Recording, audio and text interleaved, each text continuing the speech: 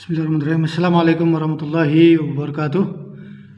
Alhamdulillah wassalatu wassalamu ala Rasulillah wa ala alihi wa sahbihi wa man tabi'a hudahu ila yaumil qiyamah ma ba'd. Para siswa kelas 12 MAB, pada kesempatan kali ini kita akan melanjutkan pelajaran adab akhlak dengan menggunakan kitab An-Nubadh fi Adabi Thalabil Ilmi.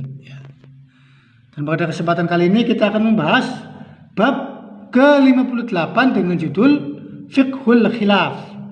Fiqhul Khilaf artinya memahami perbedaan. Fikih memahami perbedaan.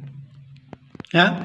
Jadi kesimpulannya di sini, seorang penuntut ilmu itu ketika dia belajar ilmu syar'i, dia akan menemukan masalah-masalah yang diperselisihkan, atau dalam bahasa Arabnya masailul khilaf, masalah-masalah yang diperselisihkan. Ya, ketika dia belajar dengan gurunya, dia juga akan mendapati gurunya itu menyebutkan masalah-masalah yang diperselisihkan para ulama. Ini yang dimaksud masailul khilaf. Ya, itu seperti itu. Nah, dalam ketika seorang penuntut ilmu dia menemukan masalah-masalah yang diperselisihkan oleh para ulama, maka mereka itu, para penuntut ilmu itu akan ada dua kubu dalam hal ini. Jadi ada dua sikap, ya, dalam menyikapi perbedaan pendapat, ya, dalam menyikapi masalah-masalah yang diperdebatkan para ulama. Para penuntut ilmu akan mengambil dua sikap. Ya. Jadi itu ya. Fayatanaza'u amran. Nah, ya, wa yasma'u talibul ilmi kadzalika ma yajri min khilafin baina talabatil ilmi wa du'at. Jadi para penuntut ilmu itu akan menemukan masalah-masalah yang diperselisihkan. Dan dalam hal ini akan mereka ada dua sikap. Ada dua sikap yang dilakukan para penuntut ilmu ketika menemukan masalah-masalah yang diperselisihkan atau masalah-masalah yang diperdebatkan. Ya, satu masalah sikap pertama, al-awwal talab ma'rifatil khilaf, mencari, ya, berusaha untuk mengetahui masalah-masalah yang diperselisihkan tersebut. Ini sikap pertama. Wa talabi ma'rifatil qaul al-mukhalif li syar'i hatta yajtanibahu, dan berusaha mengetahui pendapat-pendapat yang bertentangan dengan syariat agar dijauhi. Ini sikap pertama, ya. Jadi ketika menghadapi perbedaan pendapat, sikap pertama yang dilakukan oleh penuntut ilmu adalah mencoba mengetahui masalah tersebut, ya, dan mencoba mengetahui masalah yang perkataan yang bertentangan dengan pendapat syariat, perkataan yang bertentangan dengan syariat agar dijauhi. Ini sikap pertama. Sikap kedua, tsani al-wara' wa talabus salam wal kaffi 'anil kalam. Dua, bersikap wara', hati-hati, dan mencari selamat, ya, wal kaffi 'anil kalam finnas, dan menjauhi sikap membicarakan manusia. Jadi kelompok kedua ini dia memilih jalan selamat, memilih diam, ya, dan tidak mau membicarakan manusia, ya. Wa tarkul qil wal qal, tidak mau atau meninggalkan ucapan ini dan itu, tidak mau berasumsi dan menduga-duga, ya. Wa ma yujibu qaswatal qulub min ar-rudud, dan menjauhi segala hal yang bisa menyebabkan kerasnya hati akibat dari membantah atau mendebat, ya. Ini sikap kedua. Sikap kedua itu mencari jalan aman, ya, tidak mau berkomentar. Ini sikap kedua, ya, mencari selamat saja, ya. Itu, ya, itu seperti itu. Wa hadza amrun la budda min tawdihihi li ahamiyati. Masalah ini perlu dijelaskan karena sangat penting, ya. Karena masalah perselisihan di kalangan ulama itu pasti akan ditemukan, ya. Wala budda min bayani haqiqatil wara' hatta la yubsiru talibul ilmi al-batil. Ya, wa yaskutu duna uzrin syar'iyyin. Dan harus menjelaskan hakikat wara', ya, agar penuntut ilmu tidak menemukan atau melihat kebatilan tapi dia diam, ya. tanpa uzur syar'i ya. Jadi harus dijelaskan hakikat waro ini supaya penuntut ilmu ketika dia melihat kebatilan tidak diam ya, tanpa adanya alasan yang dibenarkan ya. Ya, karena jika dia diam ketika melihat kemungkaran, ketika melihat kebatilan, maka ini merupakan kelemahan ya, sikap lemah dan sikap merendahkan dirinya karena tidak mau menolong syariat ya. Seperti itu ya. Dalam hal ini seorang ulama ya, yaitu Sufyan bin Uyainah yang mengatakan al-wara' talabul ilmi alladhi yurafu bil wara'. Wara' itu adalah menuntut ilmu ya, yang dengannya itu bisa ketahui apa yang dimaksud wara' ya. Wa inda qaumin tulus samti wa qillatul kalam. Menurut sebagian kaum itu adalah diam dalam waktu lamanya diam dan sedikit berbicara. Ini menurut sebagian orang waro itu demikian. Wa ma huwa kadzalik, padahal tidak demikian. Innal mutakallim al-alim afdalu indana wa awra' minal jahil as-samit. Sesungguhnya orang berilmu yang berkata-kata itu lebih utama lebih waro daripada orang bodoh yang diam. Ya. Jadi intinya di sini ada dua sikap dari menuntut ilmu. Yang satu dia berusaha mencari permasalahan yang diperdebatkan ya, dan mengetahui masalah-masalah yang bertentangan syariat agar dia dijauhi. Yang kedua mencari aman saja ya, dan tidak mau berkomentar ya. Dan sikap ini juga tidak benar. Jadi yang benar adalah ketika ada kebenaran harus disampaikan, ketika ada kebatilan harus disampaikan ya, harus disampaikan kebatilan, harus dijelaskan bahwa masalah tersebut batil. Tidak boleh diam ketika melihat kebatilan, tidak boleh kaku ketika melihat kemungkaran. Jadi harus dijelaskan ketika ada kemungkaran, itu juga ke jalan yang benar ya. Walina al-aqwal al-batila aqwal fasyatun muntashirah bainan nas. Faman la ya'rifu wa la ya'rifu ashabaha qad yaqwa fiha min haitsu la yashuru fa yakunu min ad-dhalin. Dan sama itu perkataan-perkataan batil itu terus berluas di kalangan manusia.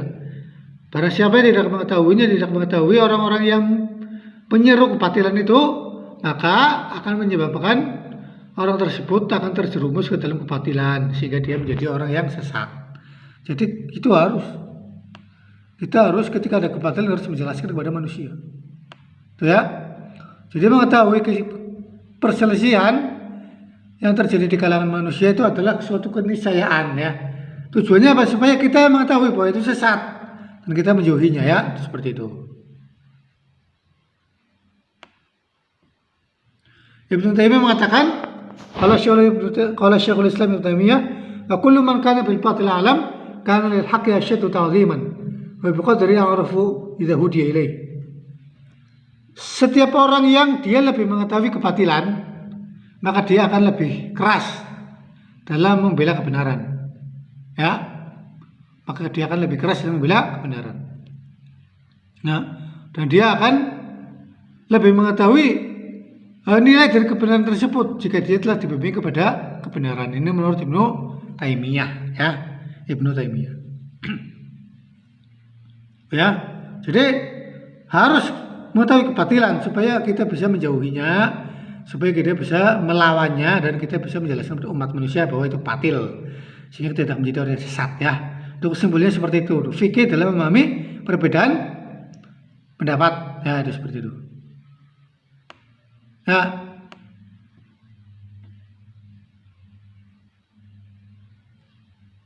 Jadi seperti itu ya. Ya, ini masalah tadi, masalah ke berapa? Masalah ke 58 ya. Berarti kita sekarang membahas masalah ke 59. Al-manhaj fi talab fiqh al-khilafiyat. Manhaj atau metode ya, dalam mencari atau dalam memahami fikih khilaf. Manhaj atau metode ya, dalam memahami fikih perbedaan ya, fikih khilafiyah, fikih perbedaan. Manhajnya bagaimana? Metodenya bagaimana ketika kita melihat perbedaan pendapat, melihat khilafiyah. Ya, dalam hal ini masail syara' nawan. Masalah-masalah syariat itu ada dua jenis, ada dua macam. Jadi masalah-masalah syariat ada dua macam. Naun mahallu ittifaqin wa ijma'. Jenis pertama atau macam pertama adalah masalah yang disepakati dan masalah yang merupakan kesepakatan ijma'. Ya. Jadi jenis pertama adalah masalah yang merupakan kesepakatan dan ijma'. Yang kedua, wa naun mahallu ikhtilafin wa niza'. Jenis kedua adalah masalah yang merupakan atau masalah yang diperdebatkan dan diperselisihkan, ya. Mahallu ikhtilafin wa niza', ya. Wa talibul ilmi la budda ya'rifun nawain. Dan penuntut ilmu wajib mengetahui dua jenis ini, yaitu jenis yang disepakati dan jenis yang diperdebatkan, ya. Itu harus mengetahui jenis ini itu. Hatta la yakhruja an ijma'il muslimin wa la ittifaqun fi mawdi'in niza'. Agar dia tidak keluar dari ijma' kaum muslimin dan tidak mengklaim adanya kesepakatan padahal sesuatu tersebut masih diperdebatkan, ya. Itu. Jadi masalah yang diperselisihkan itu ada dua macam, ya, seperti itu. Kadzalika yanbaghi 'ala thalibil ilmi an ya'rifa istilah ahli ilmi fi hikayat al-ijma'.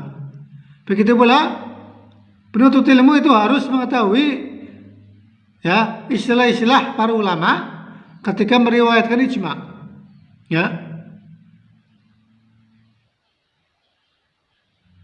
Wa man ya'tabiru khilaf al-wahid wal itsnain wa man la ya'tabirhu. Dan harus mengetahui, ya, perbedaan dari satu dan dua orang dan perbedaan yang tidak dianggap. Jadi dia harus mengetahui perbedaan pendapat, ya, dari satu atau dua orang ulama yang itu perbedaan ini dianggap, ya. Ya, dan juga harus mengetahui mana-mana, ya, perbedaan yang tidak dianggap. Ya. Kadzalika ya'rifu hal ittifaq bi ma'na al-ijma'. Dia juga harus mengetahui apakah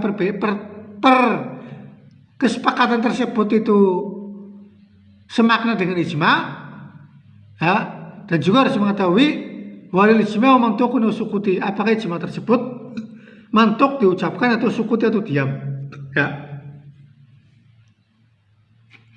Juga intinya dalam memahami perbedaan pendapat itu ada metodenya, ya. Itu seperti itu, ya.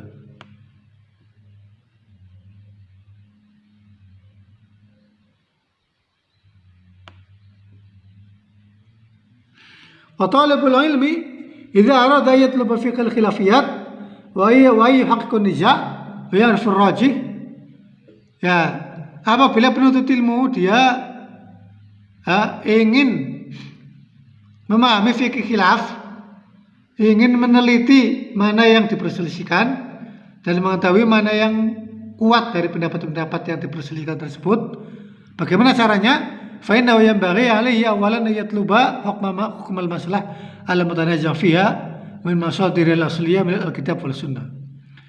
Maka dia harus mencari hukum masalah tersebut dari sumbernya yang utama, yaitu Al-Quran dan Sunnah. Jadi dia harus mengetahui hukum masalah tersebut dari sumbernya yang utama dari Al-Quran dan Sunnah. Tsumma yatammalu niza' al-ilmi fi dawil al-kitab wa sunnah. Kemudian dia harus mengamati perselisihan para ulama, ya, berdasarkan dalil-dalil dari Al-Quran dan Sunnah. Nah, itu seperti itu. Jadi dia harus mencari hukum masalah yang diperdebatkan itu dari Al-Quran dan Sunnah, kemudian mengamati mana-mana masalah yang diperdebatkan para ulama sesuai dalil-dalil dari Al-Quran dan Sunnah. Ya, itu adalah fikih memahami manhaj dalam memahami fikih perbedaan pendapat. Ya, itu seperti itu, ya, telah dijelaskan tadi. Jadi manusia ada dua macam dalam hal ini, ya. Ya. Jadi masalah-masalah syariat ada dua macam. Masalah yang disepakati dan masalah yang diperdebatkan, itu, ya. Itu seperti itu. Itu kesimpulannya seperti itu, ya. Kita ringkas saja, ya. Yang penting poin-poinnya kita sudah mendapatkan, ya. Dan ketika kita ingin mengetahui masalah-masalah yang diperdebatkan para ulama, ya, supaya kita bisa mengetahui mana yang rajih, mana yang kuat, maka kita harus mencari hukum masalah tersebut dari sumbernya yang utama, yaitu Al-Quran dan Sunnah. Kemudian kita mengamati perbedaan ulama tersebut, di perbedaan tersebut berdasarkan dalil dari Al-Quran dan Sunnah, ya, itu seperti itu. Ya. Ya. Demikian kiranya ya pembahasan pada kesempatan kali ini. Ya. Kita ringkas ya supaya materi bisa tersampaikan semua ya. Ya. Demikian, semoga bermanfaat ya. Mudah-mudahan poin-poin yang kami sampaikan bisa antum pahami dengan baik. Kita akhiri kafaratul majlis. Subhanakallahumma hamdika asyhadu an la ilaha illa anta astaghfiruka wa atubu ilaik. Assalamualaikum warahmatullahi wabarakatuh.